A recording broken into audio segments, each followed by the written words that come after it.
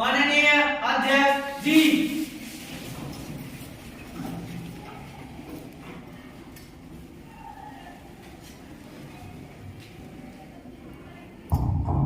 Honorable members, please take your seats. The House is now in session. We will pick up the first item on our agenda. The question hour will now commence. Question number 28, Ms. Subarna Singh Gupta. Honorable Speaker Ma'am, I want to raise the issue of stability and financial security of the retirees in India who at present have to opt for National Pension System or the proposed Unified Pension Scheme. The NPS and the UPS both are subject to market volatility, which could affect the market condition. Now, with return to welfareism worldwide, the UPS should ensure that the benefit. Ms. Subarna Singh Gupta. Honorable Speaker Ma'am, I want to raise the issue of stability and financial security of the retirees in India who at present had to opt for National Pension System or the proposed Unified Pension Scheme. In reality, the NPS and the UPS both are subject to market volatility, which could affect the market condition. Now, with return to welfareism worldwide, Ms. Oishi Mitra. To the Honorable Speaker Ma'am, rape cases are increasing day by day and our country becoming unsafe for women.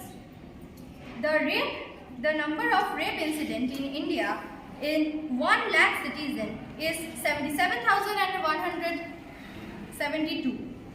In 2021, 31,677 rape cases are registered. According to World Population Review data, India recorded an average of 87 rape cases daily. May I know why government are not taking any strict actions? May I know why police and central agencies fail to give justice to the victims? What actions are taken by your government?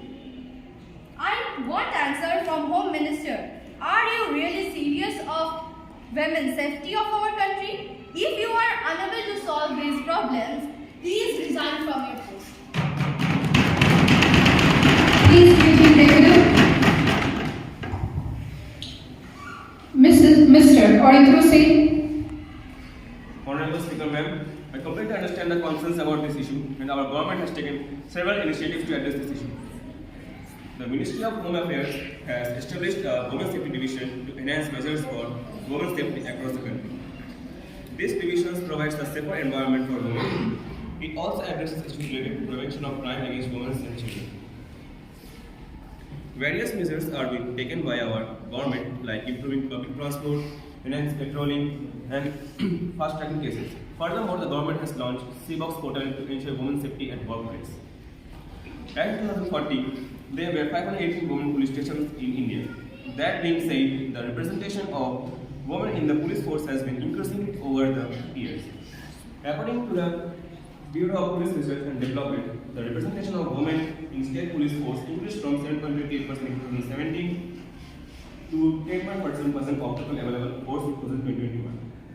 Some states have made significant progress in increasing the representation of women in India in their police forces. For instance, Ladakh has the maximum percentage of women with 28.3% women deployment on a regular basis.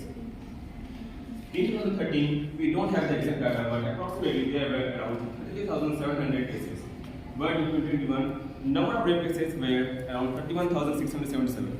We can clearly see the differences between the rape cases in 2013, which was while in your government. In our government, there was at least a drop in the cases. At last, I would like to say that government is really trying their best, but it is not only in government side. Please maintain negative. Question number 56, Ms. Suruchi Yadav. Honorable Speaker Ma'am, my question is for the Education Minister. Why is the examination sector making millions of students to suffer through the educational pressure? Why the learning outcomes for most of the children in elementary education are poor. In a survey, it is found that a student of class 8 is not able to read the book of class 2. Thus, it is shame for our education system. What action is being taken against them by the government? Is the government is doing their work? And if they are doing their work, then why suicides are there happening? There are 76% suicide deaths by the students and 2,248 suicide deaths by the students were dropout. What action is being taken by the government to reduce the educational pressure? I want the answer from the Education Minister. The House will come to order. Ms. Iksha Sarkar. I appreciate your concerns about education. Our government is aware of the suicide rates when the past government was in power, but we have introduced the new education policy 2020 to decrease the suicide rates of students. The conduct of board examinations will change from the upcoming sessions. In fact, we even changed the question types into MCQ types. Our government even organized Pariksha Pe Charcha, where our Prime Minister talks to students and asks them about their problems to solve it for future. Our new education policy even included critical-based thinking questions that help the students to analyze and understand the questions without memorizing the topics without understandings.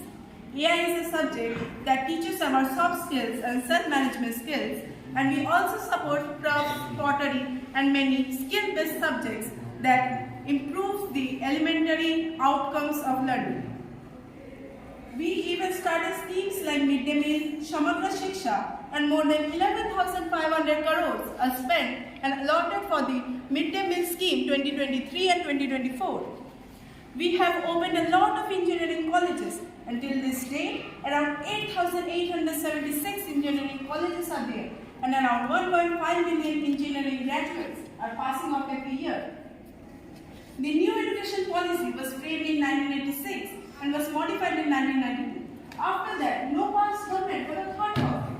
As soon as our government came, after 28 years, it changed the new education policy and introduced the new education policy 2020. After all this, how can you say our government isn't doing its duty? I can stand still and say our government thought of our students better than any past government. Maintain order, please. Question number 60, Mr. Rishabh Bhowin.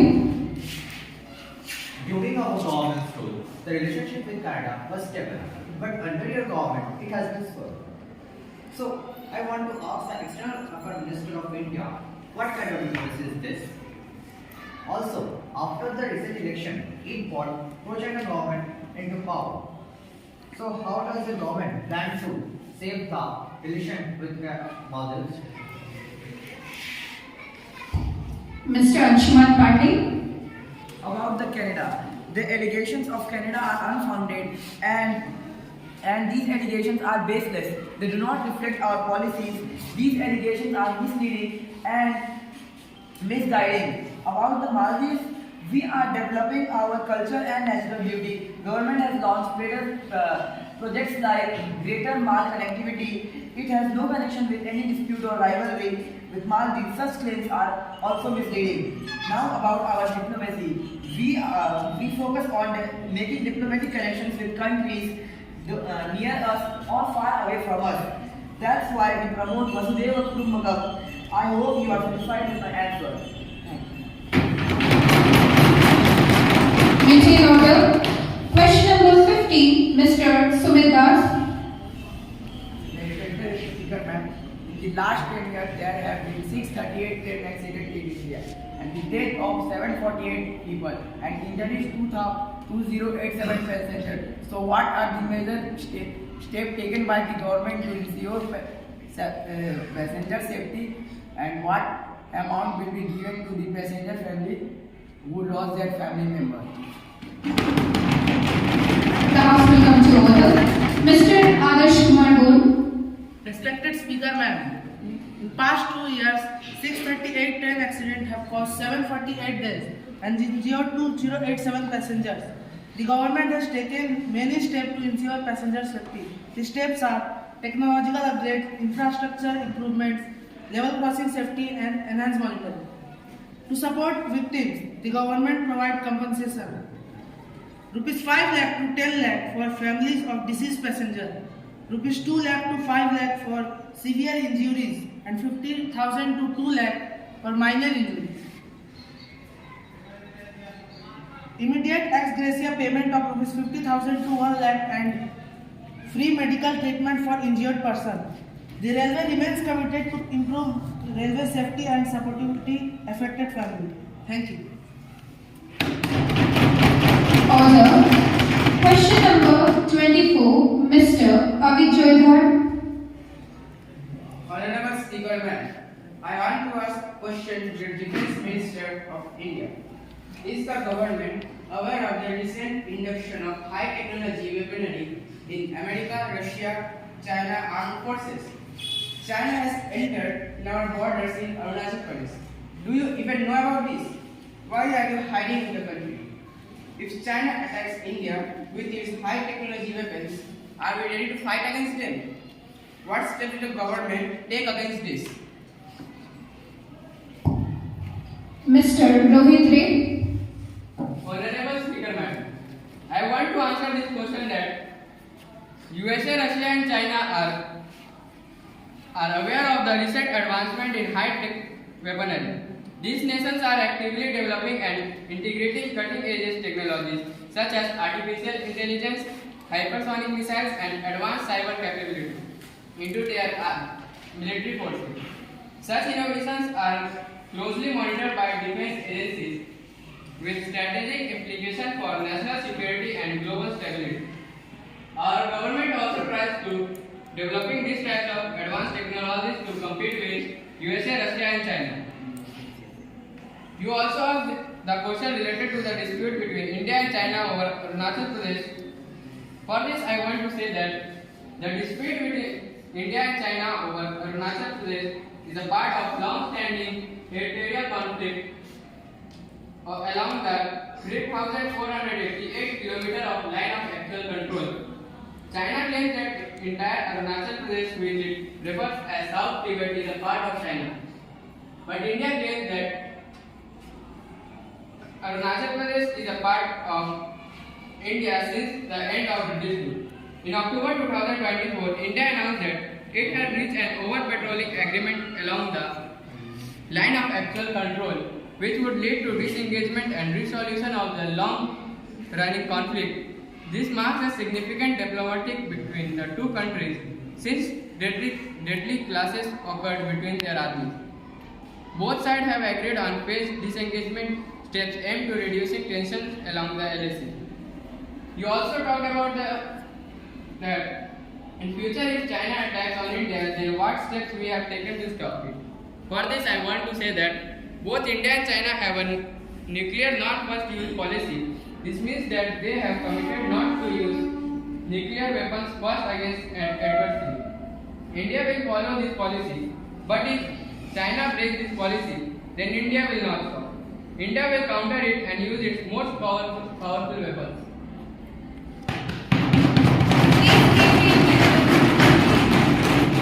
Question number 27, Mr. Saurya Chakrabarti.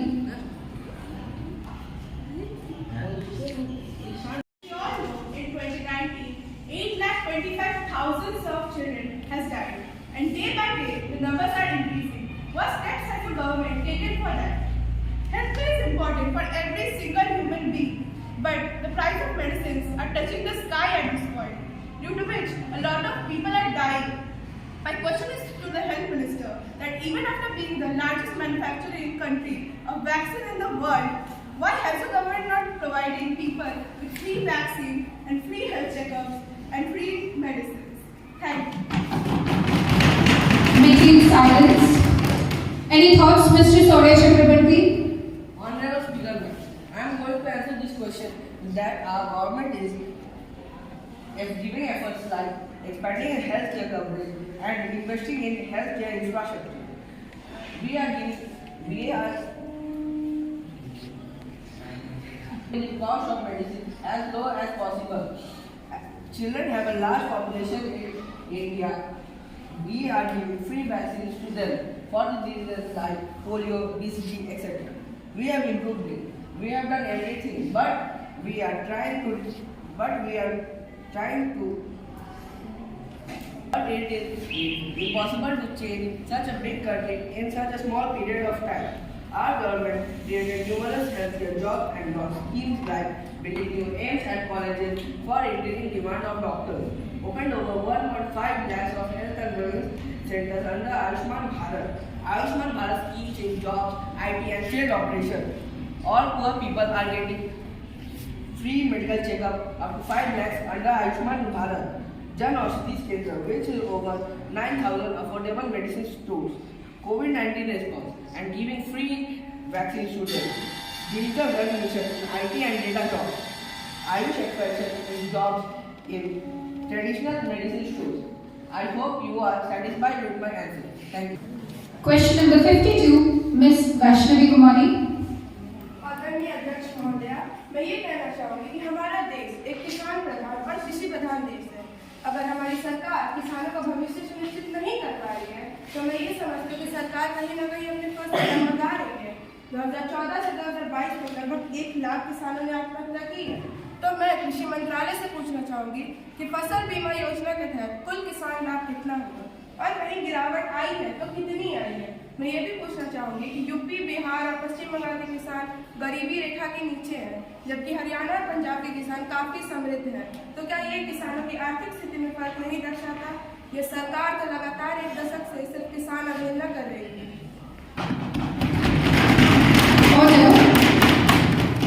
Miss माधुरी दास। धन्यवाद महोदया, मुझे बोलने का अवसर देने के लिए। 2014 से 24 तक के किसानों की आत्महत्या का सीधा कारण पिछले सरकार की लापरवाही से हुई कर्ज का बोझ है, जहां एमएसपी सिर्फ 50 से 7% कॉस्ट ऑफ प्रोडक्शन है, जो कि किसानों के लिए ना के बराबर है। फसल बीमा योजना के तहत 95,000 करोड़ से अधिक के दावे 2016-17 दर्ज किए गए। राज्य स्तर की समस्याओं के कारण दावों में कुछ देर लग सकती है, मगर हमारी सरकार ने आधुनिक तकनीकों का उपयोग कर अपने आप में उलझी हुई थी और किसानों के मुद्दों पर बिल्कुल भी ध्यान नहीं दिया गया। विभिन्न राज्यों में किसानों की आर्थिक स्थिति में फर्क को घटाने के लिए आज कई योजनाएं चलाई जा रही हैं, जैसे किसान सम्मान निधि योजना 2019, जिसके तहत 12 करोड़ किसानों को 6,000 से ज़्यादा प्रत्येक वर्ष दिया गया। एमएसपी में सुधार, जिसपे काम 2018 से चल रहा है, जो बढ़कर किसानों को उनकी उत्पादनों लागत काट 1.5 गुना दिया गया, जिससे उनकी स्थिति में बहुत सुधार आया। एवं राष्ट्रीय कृषि विकास योजना जो इसी साल लॉन्च हुआ है। धन्यवाद। I request members to maintain silence. Question number 34, Mr. Mohan Das. Honorable Speaker, ma'am, my question is from our finance minister that after becoming the largest economic country, why India is still lagging behind the issues like infrastructure, lack of industries in the country, low foreign investment and ability employment to our youth. Also, your government is taking high charges in the essential items used by the ordinary people. In a recent data, it is found that your government is charging 6 to 8% of tax in compared to the old data. I want answer to our finance minister why your government is taking high taxes and what initiatives you have taken about this issue. Thank you. Maintain silence. Mr. Satyam. माननीय सभासद, यह तो आपने सही बोला कि भारत इस समय 100 कंट्रियों को पिछाड़कर चौथे नंबर पर पहुंच गया है। आपने इंफ्रास्ट्रक्चर एवं फॉरेन इन्वेस्टमेंट यानी कि FDI की बात उठाई। इसके प्रति मैं कहना चाहूँगा कि 2014 से 2023 तक यानी कि 10 साल में $45 बिलियन से $60 बिलियन यानी कि 82% की बढ़त हुई है। यह तो आप लोग की गलती के कारण हमें फाइनेंशियल स्टेटस को इम्प्रूव करने में इतना समय लग रहा है। शायद आपने न्यू टैक्स डिजाइन का ठीक से अध्ययन नहीं किया होगा, क्योंकि इसके अकॉर्डिंग हमने इनकम कैटेगरी में 5% तक टैक्स कम किया है। और इसी टैक्स से इनडायरेक्टली उन्हीं का फायदा हो रहा है। जैसे कि हम नए अपकमिंग प्रोजेक्ट शुरू कर रहे हैं, Bharatmala inland waterways, Sagarmala Chenab bridge, जो कि उन्हीं के लिए ठीक रहेगा, उन्हीं का फायदा करेगा। और आशा है कि आप हमारे इस कदम के लिए अपना साथ देंगे। धन्यवाद। Question number 29, Ms. Chanchal Kumari. आदरणीय अध्यक्ष जी, मेरा पहला सवाल ये है कि क्यों आज भी हमारे भारत के आदिवासियों की हालत में कोई सुधार नहीं है। आज भी वो गरीब ही हैं। आज भी हमारे भारत में 70% आदिवासियों को ढंग से भोजन नहीं मिल पाता। क्या ये सही है? मेरा दूसरा सवाल ये है कि क्या उनके बच्चे पढ़ लिख नहीं सकते? जहाँ भी इन्होंने स्कूलों की सुविधा दी है, उन जगहों पर शिक्षक, बेंचेस इत्यादि चीज़ों की कमी तो है ही। और हाँ, आप भारत में जनजाति गौरव पखवाड़ा मनाने की बात कर रहे हैं। क्या ये सही है? आपने उनकी समस्याओं को समझा है? मैं इसका जवाब जनजाति मामलों के मंत्री से चाहूँगी कि आखिर उनकी सरकार कर क्या रही है। Order. Ms. Samajika Deknath. Respected Speaker Ma'am, to her question I want to say that Article 15 and 16 are introduced by the government which allow for special provisions to be made for the advancement of the STs in matters of employment, education and social justice. They have access to free textbooks, scholarships and other support. In case of jobs, reservation in government jobs has been done by the government, which ensures their participation in the formal workforce. Microfinance and self-help groups, SHGs, which promotes tribal entrepreneurship, has also been arranged by the government. This provides the tribals economic independence. And as you said about the Janjati Gaurav Pakhwada, the Janjati Gaurav Pakhwada has been introduced by the government to respect the tribals and for the birth anniversary of Birsa Munda. It serves as a reminder to all the people about the historical struggles of the Janjatiyas and also focuses on tribal empowerment. Legal protection of lands and forest rights has been done. The government has done many provisions for the tribals, which reflects a commitment to the unique status and needs of tribals in India, and also preserving their identities while facilitating their sustainable growth. We have done a lot of betterment for the tribals. What has your government done? Less or nothing? Silence. Question number 30, Ms. Ritika Singh. Honorable Speaker Ma'am, my question is for Environment Minister. Every year around 15 million trees are cut down.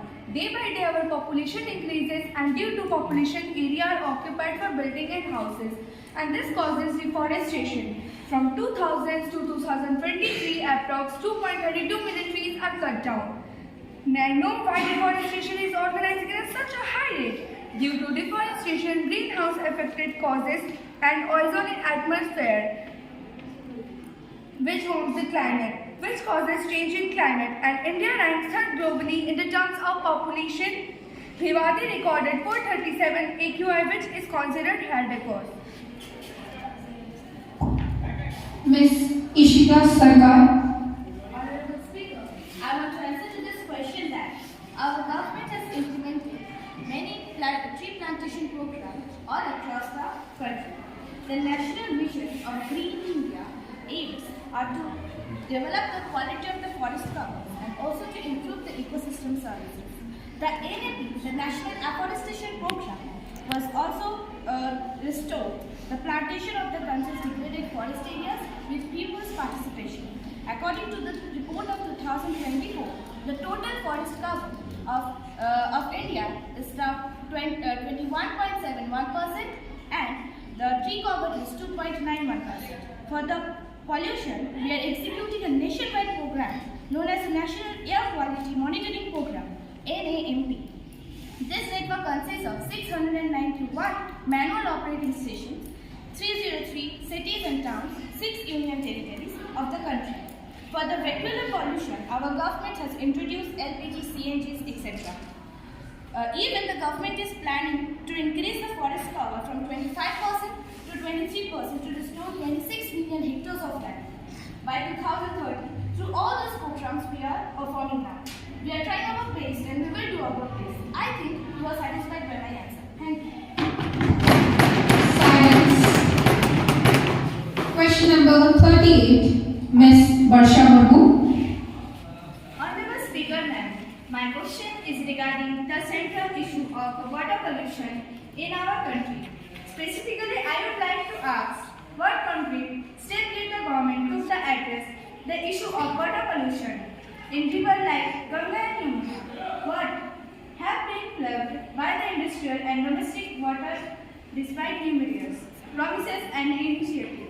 What measure can be taken to prevent the pollution in our river and water bodies and to hold accountable those responsible for polluting our water source? When this government has constantly failed to take decisive action, can this government provide the details on the progress made so far under the Namami Ganga program and other initiatives aimed to clean our rivers, or will it continue to hide behind the empty promises and the Mr. Anik Paul. First of all, I want to thank the Honorable Minister for the question. To the question, I want to say that our government has already taken actions in order to solve the river pollution and another water bodies pollution, which include the cleaning of sewage, drains and toilets, and implementing or setting up the sewage treatment plants.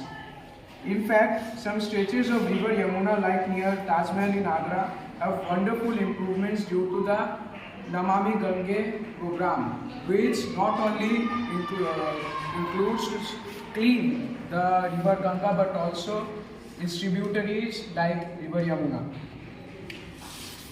We have also launched many schemes which not only help the water pollution to decrease but also gave many facilities of water to the citizen. The National Hydrology Project has improved the quality and accessibility of water resources information. Other schemes like groundwater management and regulation and irrigation sensors has improved the accessibility of water for irrigation and high yield of crops. Not only that, we have also focused on flood related issues and launched schemes which include flood management program and flood forecasting. Under implementation of National Water Mission, we are working for achieving comprehensive water in public domain, promotion of citizen and state action for water conservation and increasing water use efficiency by 20%. By schemes like Jal Jeevan Mission and National Rural Drinking Water Program, we are ensuring that every citizen can get enough water for their daily work and safe drinking water. With our focus and hard work, about 2 crore rural households has already provided with tap connections. In just 10 years, Rajasthan has conserved a huge amount of water. Thousands of kunds, tanks, ponds and check dams have been renovated in the last 10 years during our government. The overall improvement in Ganga water quality is 50 to 60%, whereas 10 years ago, its water quality was just 20 to 30%. Thus, our work has improved water quality a lot and we are trying our best. Thank you. Silence. Question number 54, Mr. Soptik Ghosh. Honorable Speaker, ma'am. India is a country where more than 140 crore people live. Why India is not able to play in international matches in football? Where we were rejected to ranking, but Argentina is a poor country, but they ranked number 1 in FIFA ranking. There was only one time when India played football in Olympics. Why India is not able to achieve this goal again? Why the government is not focusing on the young generation players and not give them proper training? I want to ask this question from Sports Minister. Mr. Abhinav Kumar Tiwari. माननीय speaker ma'am, Akhil Bharatiya football महासंघ ने vision 2047 के साथ अपने राजनीतिक roadmap का अनावरण किया है। और उम्मीद है कि देश के स्वतंत्रता शताब्दी के वर्ष में भारत एशियाई फुटबॉल के क्षेत्र में एक नई शक्ति के रूप में उभरेगा। AIFF ने विजन 2047 को 6 रणनीतिक चरणों में 4 वर्षों के लिए विभाजित किया है और इसका पहला चरण वर्ष 2026 तक की अवधि को कवर करेगा। आपने अपने सरकार के समय ऐसा कोई नियम तो लागू नहीं किया था, हम तो कोशिश कर भी रहे, आपने तो कोशिश भी नहीं की थी। आप बात करते हैं सिर्फ फुटबॉल की, लेकिन मैं आपको पैरा ओलंपिक के बारे में भी बताता हूँ। भारत ने 2020 में 54 एथलीटों को भेजा और हमने 19 पदक लाए और 2024 में हमने 84 एथलीटों को भेजा और हमने 29 पदक लाए, जिसमें 7 स्वर्ण, 9 रजत और 13 कांस्य पदक शामिल थे। बस पैरा ओलंपिक ही नहीं, मैं आपको खेलो इंडिया यूथ गेम 2024 के बारे में भी बताता हूँ। खेलो इंडिया यूथ गेम 2024 यह पहल एक प्रमुख इवेंट है। खेलो इंडिया 2024 पूरे देश से आए 5,600 से अधिक एथलीटों को 19 से 31 जनवरी तक प्रतिस्पर्धा किया है, ताकि हम ओलंपिक और पैरा ओलंपिक में अच्छा प्रदर्शन कर पाए। और आखिर में बात करते हैं फुटबॉल में इंडिया पीछे क्यों है, ये तो आप ही की सरकार बता सकती है, क्योंकि आपकी सरकार ने जो फुटबॉल टीम की दुर्गति की है और जो रायता फैलाया है, उसे समेटने में थोड़ा समय तो लगेगा ही। धन्यवाद।